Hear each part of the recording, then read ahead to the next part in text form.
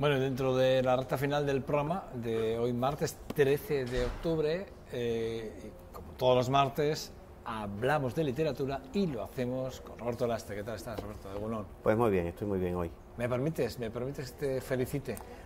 Bueno, sí, ayer fue mi onomástico, mi aniversario. Tu día, tu cumpleaños. Sí.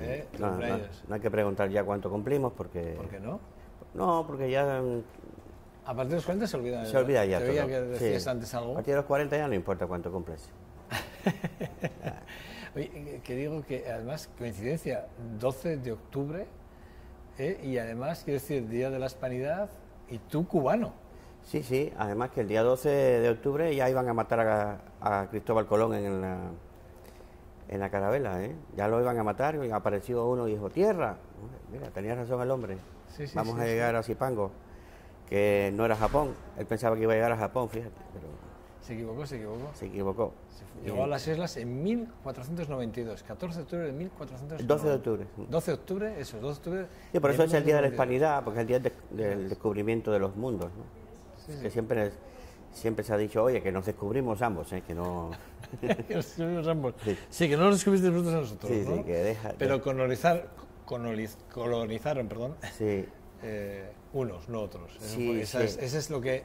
sí, de ahí parte todo, es decir, ahí Sí, parte la primera cultura global, como influyen y nos enseñan la lengua, ¿no? La cultura, la religión, es decir, es una transculturación, la primera que hubo, ¿no? Grande a escala mundial, global.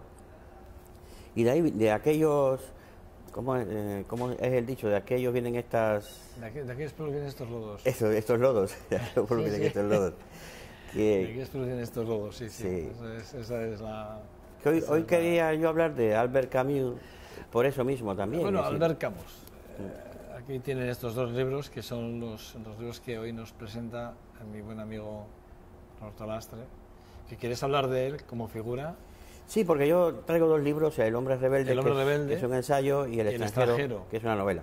¿Qué pasa? Que Camus publicaba, es un filósofo espontáneo, no es un filósofo doctorado, ¿no? Es un filósofo, un hombre que empezó a leer, a reflexionar sobre la vida, sobre la existencia, y entonces pues escribió en el año 42 El mito de Sísifo, y seguidamente El extranjero, la novela, ¿no? Claro, yo creo que es la última generación de filósofos trascendentes, ¿no? Que hubo aquí en Europa. Es decir, después de Nietzsche, pues están los existencialistas, Jean-Paul Sartre, que fueron amigos, y Albert Camus. Jean-Paul Sartre era un académico, un hombre de una sabiduría asentada en estudios, en academias, y Albert Camus era un autodidacta, ¿no? Cuando escribió El mito de Sísifo se basó un poco en Schopenhauer, con aquella filosofía sobre la muerte, pero en El mito de Sísifo Albert Camus hace una revisión de Schopenhauer y justifica incluso hasta el suicidio. Después de eso escribió El extranjero. El extranjero, imagínate que es la preocupación grande la gran preocupación que tenía Camus de por qué estábamos tan enajenados. Es decir, el ser humano está sometido a una cantidad de influencias exteriores, de conceptos, está tan dominado por los conceptos, los símbolos sociales, generales, comunes, que olvida su propia autenticidad. Entonces, en El extranjero es el ser frío, este hombre que se deja llevar por las circunstancias, nada es importante, no existe la culpa, porque yo existo en un mundo donde me obligan a vivir de una manera, donde tengo que vivir de una manera y no de la que yo quisiera, ¿no? Como aquella frase que una vez dijimos aquí de un filósofo italiano que decía, procura ser tú mismo, no aquello de conócete a ti mismo, de Sócrates, sino procura ser tú mismo, ¿no? Esa ha sido yo creo que la gran motivación de Albert Camus, porque después, cuando escribió este otro libro, El hombre rebelde, del cual después devino una novela, La caída, es el ejemplo de esto, ¿no? El hombre rebelde es la expresión de por qué el ser humano ha sido rebelde. y por qué ha habido tantas rebeliones en la historia universal, ¿no? El hombre ha sido rebelde porque lucha contra su propia infelicidad. Ahí está la clave, ¿no? Es decir, primero, ¿qué es lo que nos causa la infelicidad?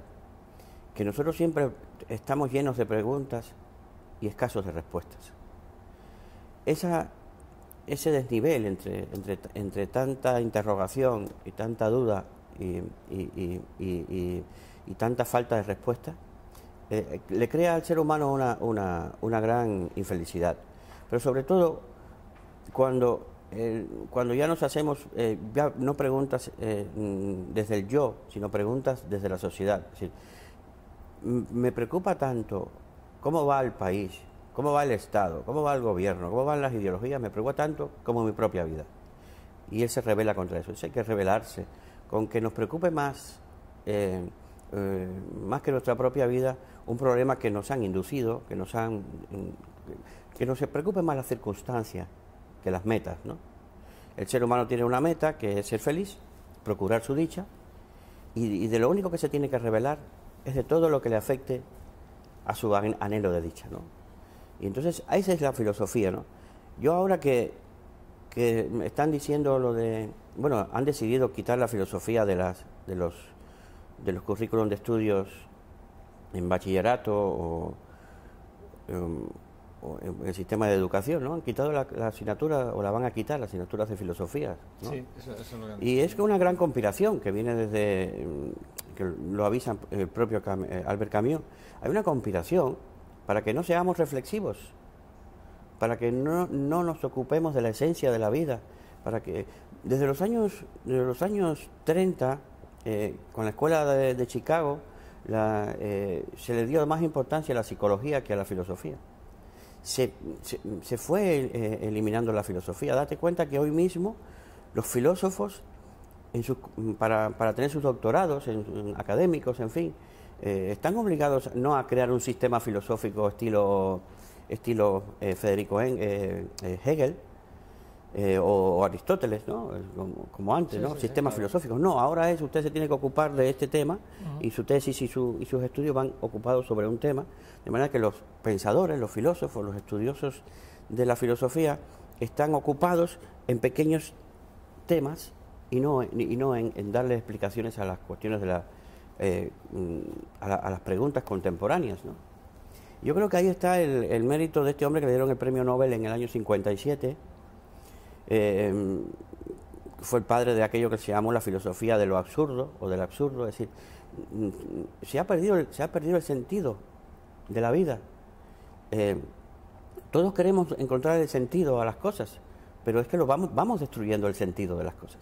Esa era la paradoja, ¿no?, del pensamiento de Albert Camus. Nosotros vamos destruyendo el sentido de la vida, pero queremos encontrar el sentido. Y eso es también ya otra gran contradicción, ¿no?, humana, contemporánea. Y ahí está entonces también el absurdo. Incluso él decía que morirse el día antes de morir él en un accidente, murió ahora no recuerdo si fue en enero. Te puedo decir, bueno, En enero del 60. creo que fue el 4 de enero de 1960, sí. Sí, en 60. Bueno, el día antes había muerto un ciclista y se había dicho en la prensa que había muerto por un accidente de tráfico. Y él dijo a un periodista: lo más absurdo es morir en un accidente de tráfico. Porque ya es que él siempre vivió, también por eso pensó como pensó, porque siempre vivió amenazado físicamente. Si tenía unos problemas pulmonares complicados, fumaba mucho, tenía La tuberculosis fue parte de su vida. parte de su vida, no entró en el ejército por la tuberculosis. Cierto, sí. Es un hombre enfermo que siempre pensaba que cada día era un regalo, ¿no? Y entonces también tenía el mal de alcohol, pero él decía: morirse en un accidente de tráfico no tiene es la explicación del absurdo. ¿Cómo te puedes morir en un accidente de tráfico? Debes morirte de una enfermedad, ¿no? Una enfermedad, saber que te vas a morir. Oye, tengo una enfermedad, me puedo morir mañana o pasado. Por lo tanto, cada día es un regalo. Y al día siguiente de haber dicho eso en la prensa, iba con su editor, Michel Gallimard, y la mujer de Gallimard y su hija, y él iba en el asiento del copiloto. iban a una velocidad, a alta velocidad por una carretera y se pinchó un neumático, el coche se dio contra un árbol, se partió en tres partes y el único que murió fue Albert Camus, el que el día anterior había dicho que era el gran absurdo de toda la vida es morir por un accidente de tráfico.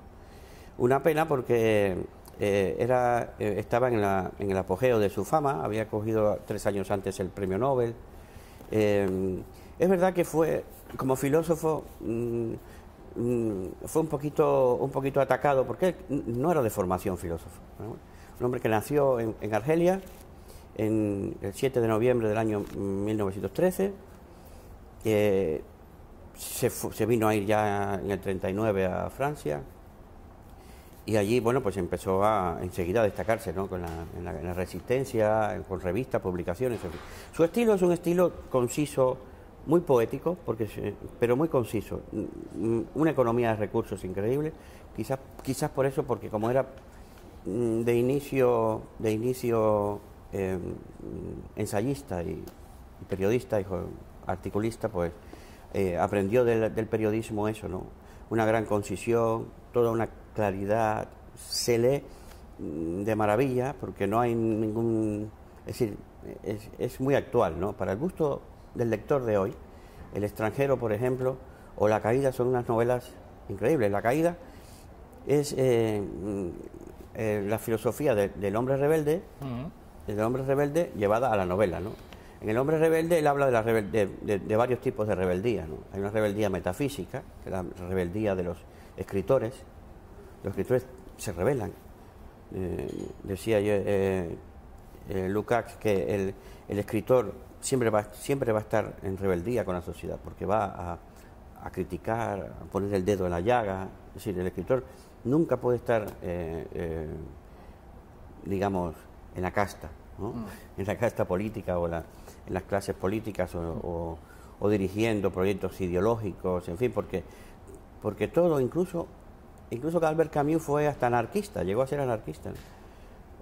A justificar la anarquía, en el sentido como una forma más de rebeldía, a la vez que decía que la democracia era imprescindible, porque lo que no puede ser es que cada individuo quiera tomar la decisión de la justicia, o la decisión la justicia por su mano, ¿no? Sí, todo tiene que ser consensuado. Le daba mucho valor al consenso. Entonces, bueno, pues yo critico al Estado por las cosas por las que me afecta, por las respuestas que no me da. Yo creo que la filosofía tiene eso, es decir, le pone nombre a ciertas cosas. Es decir, él decía, el ser humano muere infeliz. Al final siempre muere infeliz. En primer lugar porque se tiene que morir, o porque se muere y no quiere morirse. Y ya esa es la gran infelicidad, ¿no? Pero es que, ¿y por qué se muere infeliz? Vamos a ponerle nombre. A la infelicidad, ¿no? A esa infelicidad. Vale, sí, es que tengo más preguntas que respuestas. Yo estoy lleno de preguntas, soy insaciable. Y además me tengo que rebelar contra mi destino inevitable, que no destino, sino mi vida inevitable, ¿no?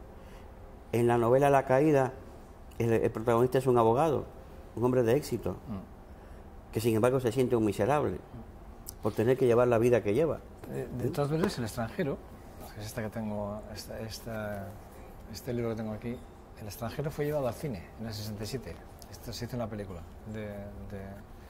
Y me gusta porque lo que leí aquí ahora en contraportada decía: guía moral, es una guía moral e intelectual de la generación llegada a la madurez entre recientes ruinas, la frustración y la esperanza de la Europa de la posguerra. O sea, claro, es que es eso, cómo a nivel de valores, ¿no? Los valores humanos se fueron destruyendo, ¿no? Porque primero vino el fascismo, la guerra que destruyó todo, todo el sistema que había antes, ¿no? de equilibrio, ¿no?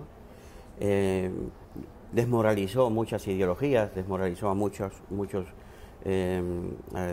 filosofía también, es decir, a muchas creencias en el mejoramiento humano. Y entonces es eso, es decir, ha habido una desmoralización, pero a la vez una construcción de un individuo anónimo y él reclama que lo primero que tenemos que hacer es buscar nuestra autenticidad. Él procura ser tú mismo, ¿no? Buscar qué soy, quién soy, ¿no? Yo creo que ahí está la meta humana, ¿no?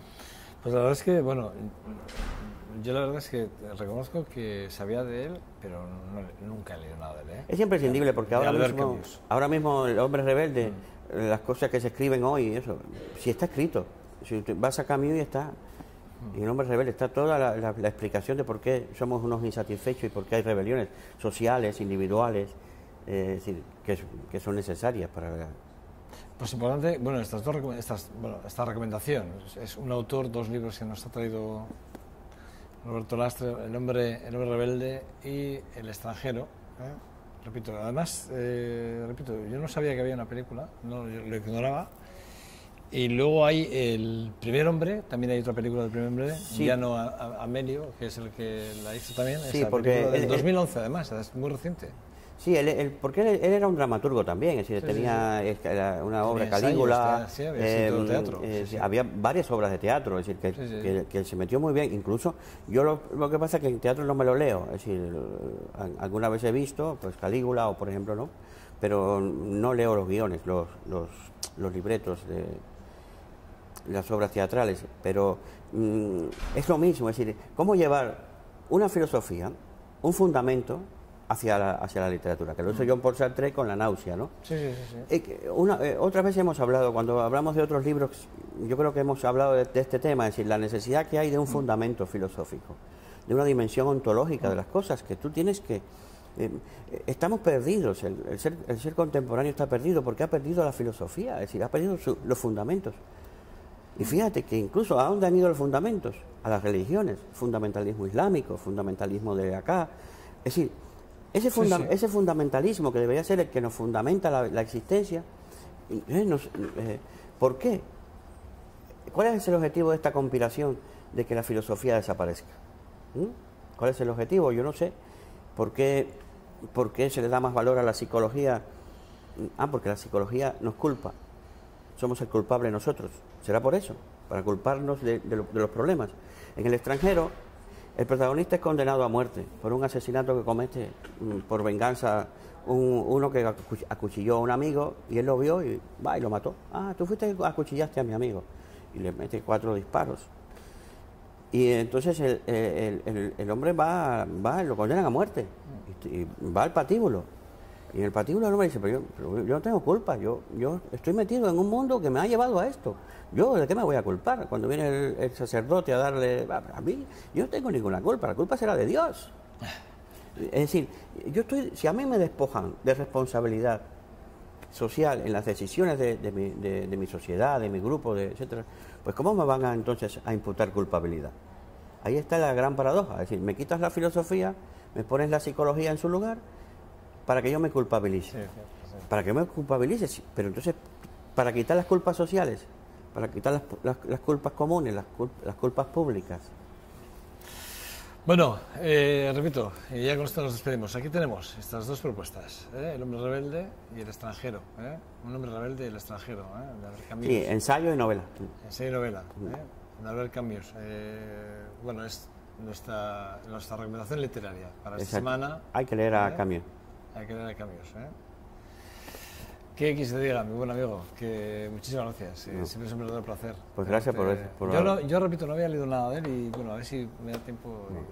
Yo he aprovechado para decir mis puntos de contacto con la filosofía el otro día le mandé un mensaje ¿A Eneco? A Boal, para decirle que había empezado a leer la novela. O sea, que me la he empezado a leer este fin de semana y porque ya la tengo bastante avanzadita en el pliegue de proyecto. Sí, que te están poniendo a ti deberes también. Sí, bueno, ya que traigo aquí... El otro día de la entrevista ya me gustó y me gustó lo que contó, ese corredor de los romanos por aquí, me hizo mucha... Bueno, me llamó la atención, me piqué y dije, pues voy a leérmelo. Entonces ya le mandé un mensaje a Boal y le dije que muchas gracias y que lo estaba leyendo y que le diría yo algo cuando me lo leyese. Sí, es disfrutable, una novela se disfruta. Sí, sí. Bueno, y luego seguiré con Camus, ¿vale? Sí. A ver, Camus me leeré uno de los dos. Probablemente me lea El extranjero. El extranjero hay que leerlo. Es una novela. Porque sí, es donde se resume el estilo de él, ¿no? Probablemente me leeré El extranjero. Novelas cortas. Hay una que es muy importante para mí, que algún día hablaré de ella, aquí si me dejas, que es La peste. Hombre, te dejaré. Yo te dejo lo que tú quieres. Porque en La peste es, rapidito lo voy a decir, es cómo se comporta una sociedad ante una crisis. En ese caso era la peste, una epidemia, ¿no? Pero es que yo cojo el libro de La peste, lo llevo a Cuba, año 90, y es lo mismo. Es decir, y si lo llevo a un país, a otro país en un estado de crisis, un huracán o algo que ha destruido, un terremoto, lo que sea, lo llevas y los seres humanos nos comportamos de esa manera. Y en la sociedad suceden los fenómenos que él describe en La peste. Sí, sí. Que La peste la ubica en Arabia también, en un pueblo de Argelia, donde se cierran las puertas de la ciudad porque hay una epidemia de peste. Después este hombre también tiene una cosa muy buena, él trabaja muy bien uno o dos personajes. Los demás son personajes que aparecen por ahí así muy... De vez en cuando, pero los dos o tres que él trabaja son inolvidables. Tremendo. Roberto, bueno, pues, gracias otra vez. Viene más y mejor, ¿vale? Más y mejor. A ver qué propuesta me haces. Ojalá. ¿Vale? Sea mejor. Ojalá no, seguro. No, mejor es, como decía el otro, es casi imposible. Pero... Roberto, muchas gracias, ¿vale? Bueno, a ti. Hasta luego. Nada, pues hasta aquí este martes y 13 de octubre en su programa local, en su televisión local, 2.5 a 6 en VTV. En nombre de todos los que hacemos posible este trabajo, bueno, pues en nombre de ellos y en el mío propio, les damos las gracias y les esperamos mañana aquí en su programa, en esta su televisión. Agur, agur.